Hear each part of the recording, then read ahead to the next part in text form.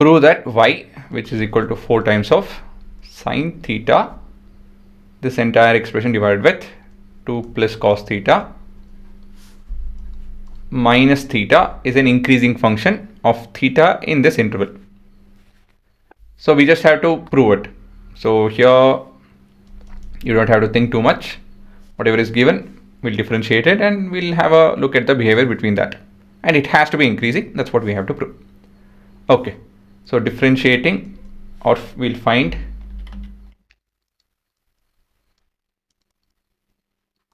y prime.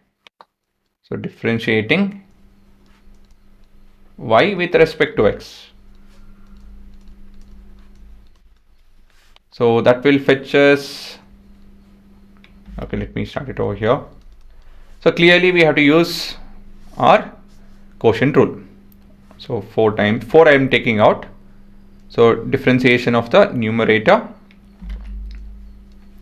So that would be cos theta into the denominator minus differentiation of the, okay, first I'll do this, minus differentiation of the denominator. So that would be minus theta. So this is your u and this is your du by dx, right? I hope you guys are familiar by now. And the square of the denominator, and there is a negative term. Remember, there's another term, differentiation of that is 1. Sorry, this is not x, this is theta. We're differentiating with respect to theta, right?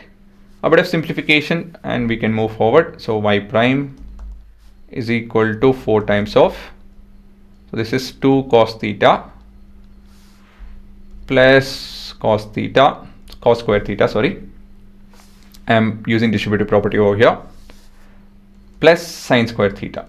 So this is basically 1, and remember minus 1 is also there, and this entire expression is getting divided with 2 plus cos theta the whole square. So y prime is equal to, so this 2 will result in 1, so 4 times of 2 cos theta plus 1 minus 1, and we have this to be 2 plus cos theta the whole square. So we need to further simplify this, or can we tell anything between 0 to pi by 2? Okay, we will have to further simplify this. As of now, we can't conclude much. So we have the LCM. Let me expand it off. This is 8 cos theta plus 4 minus, if I take the LCM, that will be 2 plus cos theta the whole square, entire thing divided with 2 plus cos theta the whole square. Okay, let's expand this. Let's see what happens. Minus, when we expand this, we'll get 4 plus cos square theta plus 4 cos theta. This entire expression divided with 2 plus cos theta the whole square. So this is a bit of simplification, and we have 8 cos theta plus 4. Then we have minus 4 minus cos square theta minus 4 cos theta. This entire expression divided with 2 plus cos theta the whole square. So we have this to be, this and this will get cancelled, and we have this to be 4 cos theta minus cos square theta. Okay, if we had 2 over here, then it would have been convenient. Anyways, so this entire expression divided with 2 plus cos theta the whole square. So we have cos theta that I can take out, and that is 2 square. Okay, oh yeah, we can further simplify this, guys. This can be done. So I have cos theta common over here, and I can write this as 2 square minus cos theta. As you can see, it's all of algebra. It is to do with simplification, simplify, simplify. Differentiation is hardly anything. So this is cos theta, and here this is square. I am using a square plus b square formula. So cos theta a plus b into a minus b. This entire expression divided with. See, I just kept on simplifying this. Now, I didn't do anything. And the maths will turn out to be something that we can cancel. And finally, I have cos theta into 2 minus cos theta divided by 2 plus cos theta. So this is the simplest form.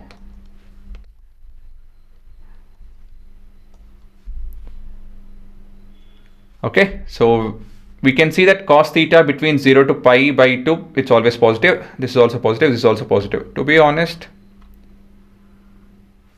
this is positive, this is positive. This would have been square, so we can't talk about that. I'm just checking if I can talk about, I could have spoken,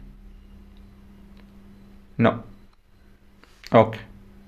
Yeah, I mean, this much of writing is required. It makes it convenient. Now, observation. See, the interval is already given. It is between 0 to pi by 2, including 0 and pi by 2, right? So we can talk about behavior of cos of theta between that interval. What is the behavior of cos theta in those interval? In 0 to pi by 2, cos of theta is, yes, is a positive value, right? And with this we can tell that therefore cos theta will be positive, and the expression 2 minus cos theta is positive, reason being as the value of cos theta is always between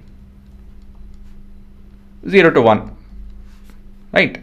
No, actually not 0, it's less than 1. That is what I can tell, because 2 minus 1 is a number which is positive. Okay, so that is the reasoning I can give. And finally we have 2 plus cos theta. This 2 is positive, and therefore y prime is equal to positive for theta between 0 to pi by 2, including those actually.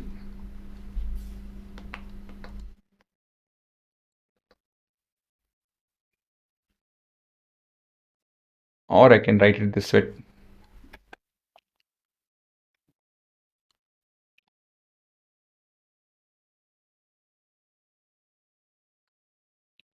Cos theta is between 0 to 1, right? That would be convenient because I need not write this then. So from this I can infer that y is increasing. What is the word that they want? Strictly or increasing? Increasing function. That's it. Is increasing function. Okay, I think I have the graph for this. Yes, I do have.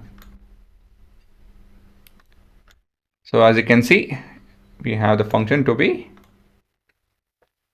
increasing between those set of values. Pi by 2 is 1.5ish, right? So you can see it is increasing. Before this is where it becomes 0, that is 1.573. So pi is 3.14 divided by 2, right? Approximately, yes. That's when it's becoming 0 exactly. A bit more than that, and before that it is increasing, as you can see the graph, and the slope value also, the derivative from 0, it is increasing till pi by 2. So as you can see, after that the derivative graph is decreasing. Okay, so this is how you should learn to understand concepts.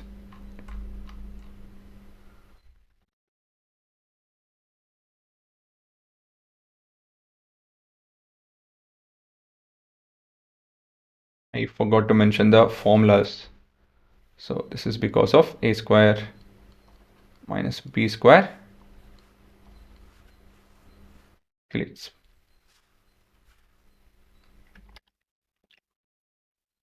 And over here I forgot to mention we are using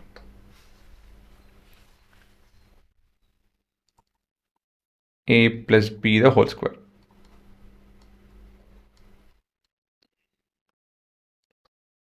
Okay. Yeah, now it's a complete answer. And also here I forgot to mention cos square theta plus sin square theta is equal to 1. Okay, so that's why this is 1. This 1 comes from this particular expression. Yeah. Okay, done.